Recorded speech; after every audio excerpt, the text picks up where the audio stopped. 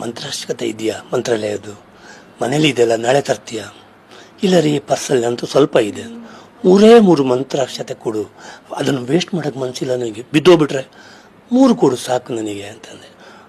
3 ಮಂತ್ರಾಕ್ಷತೆ ಹಾಕ್ಕೊಂಡು ಒಂದು ಸರಿ ನೆನಪು ಧ್ಯಾನ ಮಾಡಿದೆ ದೇವರನ್ನು. ಏನಾದರೂ ಮಾಡಿ ನನಗೆ ಅದಕ್ಕೆ ನಾನು ಇದಕ್ಕೊಂದು ಸಾಲ್ವೇಷನ್ ಕೊಡು, ಹೆಂಡತಿ ಮಕ್ಕಳಿದ್ದಲ್ಲ ಅಂತ ಕೇಳ್ಕೊಂಡಿದ್ದು.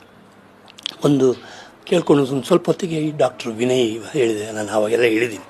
ಅವ್ರು ಬಂದರು, ಸರ್ ಅದು ಟ್ಯಾಪಿಂಗ್ ಮಾಡೋಣ. ಟ್ಯಾಪಿಂಗ್ ಅಂದರೆ ನನಗೆ ವಾಟ್ರ್ ಲಂಗ್ಸಲ್ಲಿ ತುಂಬಿಕೊಂಡಿದೆ, 250 ml ಇದೆಲ್ಲ, ಅದನ್ನು ಟ್ಯಾಪ್ ಮಾಡಿ ತೆಗೆಯೋದು.